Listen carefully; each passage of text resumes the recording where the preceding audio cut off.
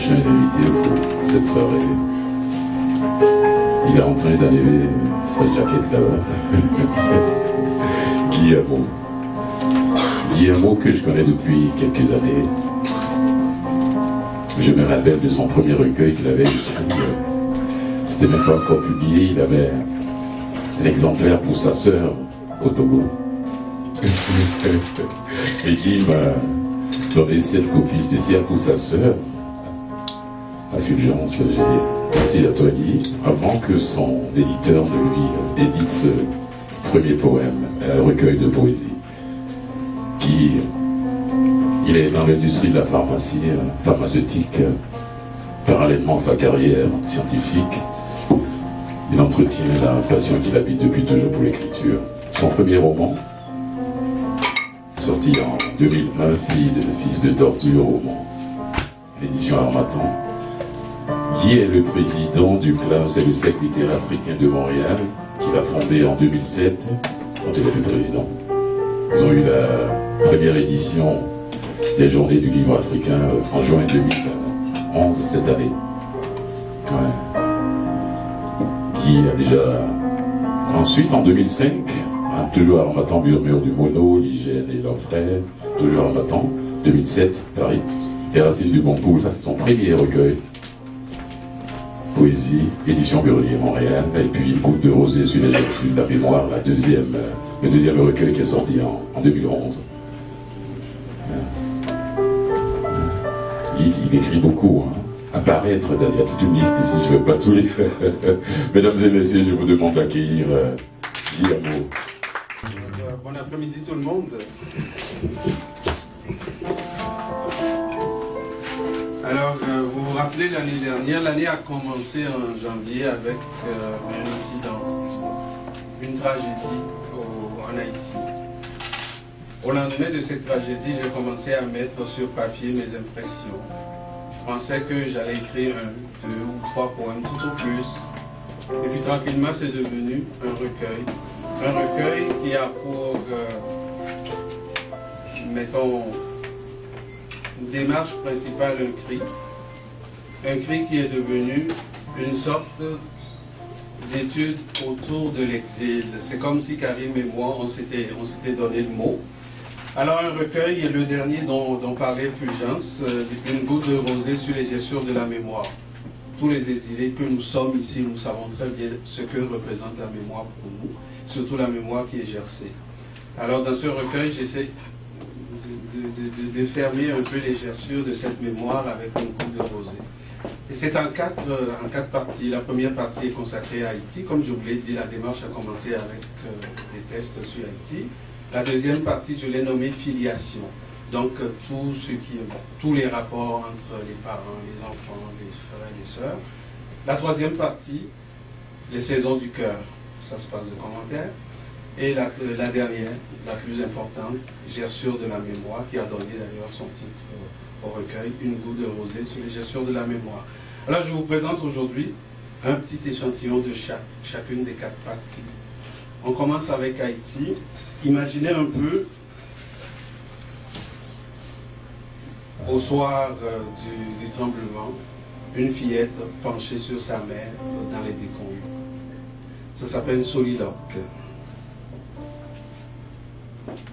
Mère, parle-moi. Bouge, petite mère. Bouge, rien qu'un peu. Parle-moi avant que les maîtres du rire poison s'emparent de ma raison. Dis quelque chose, mère. N'importe quoi. N'importe comment. Ta voix, même souffle ténu, saura tracer une frontière inviolable entre notre dénuement et l'appétit féroce des sorciers. Leur laideur glace le sang. J'ai froid, mère. J'ai froid et j'ai peur.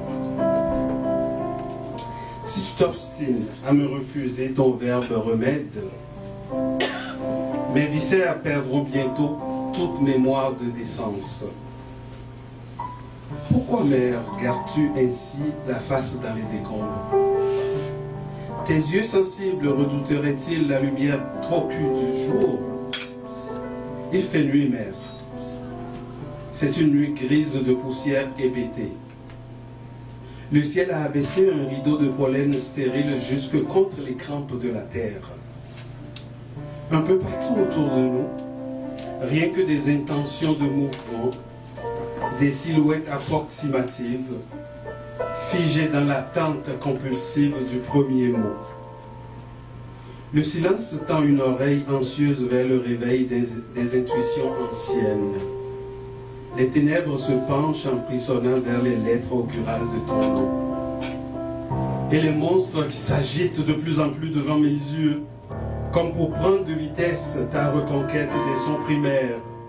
Un mot, mère, juste un petit mot, qui confirme ma filiation avec des êtres que le destin trouve toujours debout, solidement vissés sur des hanches défies. Il tinte dans ma tête un gond rock et rebelle. N'est-ce donc là qu'illusion? Ultime raillerie du sort? Tiens, une rumeur crachée par l'horizon. On dirait le murmure courroucé des Ougans autour de l'hôtel profané de Dada Sebo. Mon crâne bruit de voix plaintives. Mes yeux hurlent ma terreur. Mes narines hoquettent des souvenirs de damnation. Je jure que mon ombre est libre des ténèbres d'autrui. Mon front n'a jamais craint la paupière soupçonneuse de l'aube. Je jure que jamais je n'ai péché intentionnellement. Je jure. Je jure. Un homme... Un homme soudain au bout de mon regard béant. Mais mère, c'est papa. Ah, comme il est magnifique. Comme il charrie de lumière. Il est élégant, mon père. Aussi beau que le jour où les tontons macoutes avaient vidé leur trop-plein de haine dans sa poitrine oracle. Ses lèvres remuent. Il a dit, mère, tu entends? Papa dit que la rumeur vient des salives caraïbes. Lève-toi, petite maman. Allons nous unir à la mer. L'eau est douce, l'eau est avenante. L'air du large y a amassé une profusion de thèmes pour tes berceuses, ces soupirs d'éternité. La poussière a peur de la mer. Nous y serons poissons, mère. Nous y redeviendrons complices. Nous y serons germes apaisés dans un œuf constellé d'arabesques, un ventre incubateur d'innocence. La rumeur s'impatiente. Allons bien, maman. Pourquoi donc ne bouges-tu pas? Ah, comme tu es froide. Comme tu es absente. Absente et rigide, mère. Ah.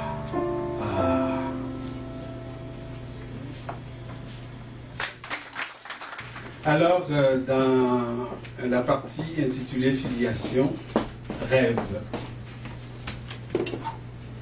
J'ai rêvé de famille parce que mon enfance a été ballottée d'un juron à un autre. Parce que mon jeune cœur se mettait à genoux chaque fois que j'entendais les mots extatiques de père, mère, frère, sœur. J'ai rêvé de famille parce que mon nom prénomme la mémoire anonyme des pièges du hasard. Parce que sur le chemin de l'école, je terrorisais les petits troupeaux promenant des attentions maternelles. J'ai rêvé de famille parce que mon adolescence s'est crispée de cauchemar en cauchemar. Parce que sur la mangeoire de mythes qui me servait... Parce que sur la mangeoire de mythes qui me servait d'étroite civière, j'aiguisais la patience de mes muscles en leur promettant pour bientôt des accolades guéries de crampes. J'ai rêvé de famille parce qu'au seuil de l'âge adulte, j'ai brandi des poings gourmands vers des réticences sectaires. Parce que j'ai soudain trébuché contre la cambrure appétissante d'une hanche de bonheur.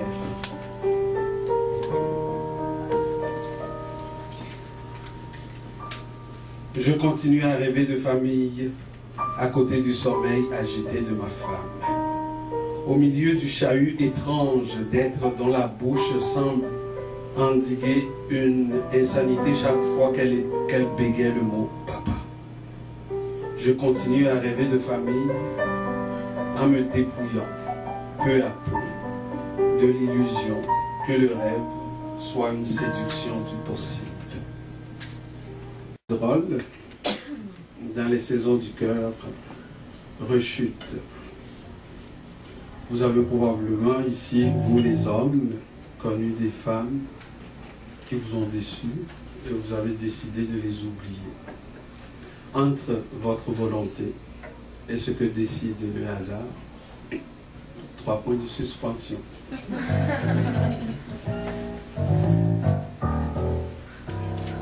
J'ai fui ton voisinage empoisonné, ma raison me le commandait. Je ne pouvais plus respirer l'air qui empuantissait les humeurs insupportables de ton bonheur avec un autre. J'ai amassé sur ton souvenir les braises féroces du mépris. J'ai incendié ton ombre. J'ai éparpillé les cendres au cimetière des illusions reniées. Loin de toi, je me suis appliqué à anodiser mon cœur dans un bain catalytique d'amour sans lendemain. J'ai appris le cynisme à toutes les sources de la séduction et de la luxure.